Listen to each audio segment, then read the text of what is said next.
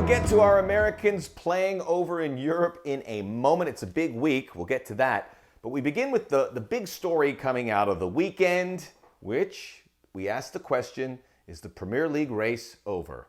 Liverpool losing to Leicester City over the weekend, and Jurgen Klopp was asked after the game if he thought Liverpool had a shot to get back in the Premier League title chase. He said, I don't think we can close the gap. We are not worrying about the title. We are not silly. He's focusing on a top four finish. That's going to be a big job because they are currently in fourth, and there's a lot of teams starting to develop right behind them. Jurgen Klopp, by the way, lost his mother this week, and he wasn't allowed to go back to Germany because of COVID reasons. We certainly feel for him. That's got to be an awful experience, and I hope he can be reunited with his family very soon. So it was very emotional for him as well.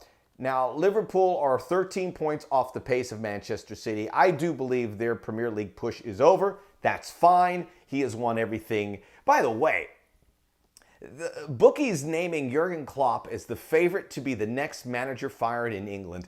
I don't know what to say. Maybe Jurgen Klopp needs a little break.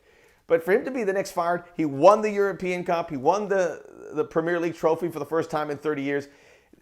Strange things happen. We know that. But this would be really strange. But what my issue is, would you actually put your hard-earned money and bet on that? And what are we doing with this gambling? What are we gambling on? That's crazy. Are you going to put your money on that? Anyhow, so to answer the question, is the Premier League race over? It is not. Manchester City, 7 points up on Manchester United and Leicester. I don't think Leicester can get in there, but they're proving everyone wrong week in, week out. Manchester United, I think, still can. They dropped points against West Brom over the weekend, but they're always this close to winning every game. They've got to fix some things, certainly. I think they should have gotten 6 points in the games versus Everton and West Brom. They got 2. But as we head into this next busy stretch of February, March, April, Manchester City, we're seeing the very best of them. They're going to hit a bad patch. They've won 16 straight games. Of those 16 games, they have had clean sheets in 11. And this is a team historically not with a great defensive record. They have gotten better. They're going to allow goals. Especially when you look ahead, they're still competing for 4 trophies.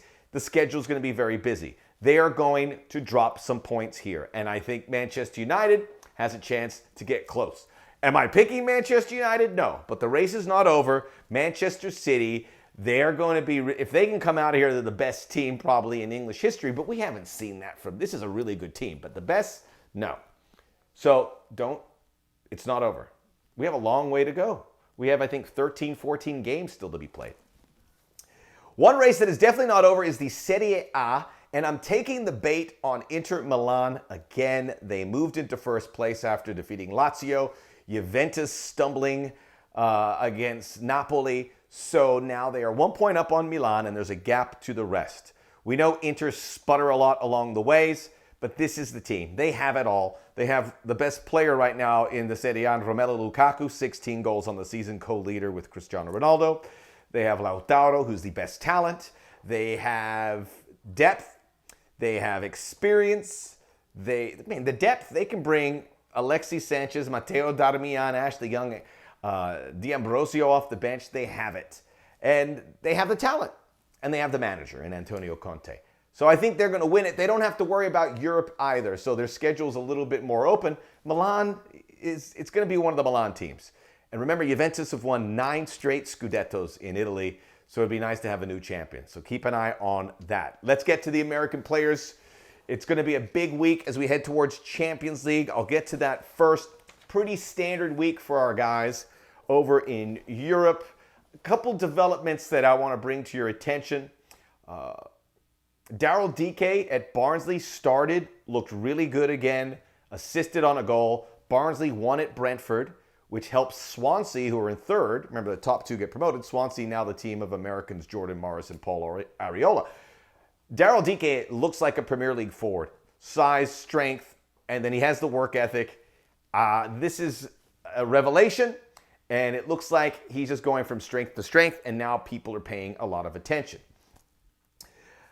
Bundesliga loaded with American players, as is tradition. Gio Reyna started for Dortmund. Josh Sargent started, didn't score for Werder Bremen. They don't score a lot of goals, but he keeps starting. Matthew Hoppe started for Schalke. They tied their game as well. It's creating good depth with the forwards. So there's competition there when we talk about even DK can get in there. And you have guys like Jordan Mars playing. You have Hoppe and Sargent. You have options.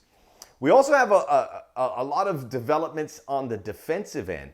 John Brooks, another clean sheet for Wolfsburg. They're a Champions League team as it stands. We have Matt Miazga for Anderlecht. Defensively, the center backs are kind of coming to the surface. Chris Richards didn't start for Hoffenheim, but he's another guy. So we have competition defensively in the forward, which is what we wanted to see. So good news on that front. The fullback, Serginho Dest, got to play again for Barcelona. Reggie Cannon played for Boavista, started. They're off the bottom of the table as they tied with Porto. So very promising things. Brendan Aronson scored a goal for Salzburg. He's going to be a featured player for the U.S. men's national team. And what a great moment for Jesse Marsch to see this American player that he played a big role in scouting and bringing to Austria playing. So now we head to the Champions League. Massive couple days on Tuesday and Wednesday. 4 American players in the round of 16 should feature Tyler Adams, who played over the weekend for Leipzig. Leipzig's in action against Liverpool. Hopefully we get to see Serginho Dest, Barcelona playing PSG. Dortmund and Juventus also in action, as we will hope to see Gio Reyna, and we will definitely see Weston McKennie, who did play for Juventus over the weekend. This is what we've been waiting for, and this is going to help these young players develop for the big summer that lies ahead. So another huge week for Americans. We will keep tabs of them for all of you right here on the Soccer OG. Please subscribe. Tell your friends. The growth has been great. Let's do it together.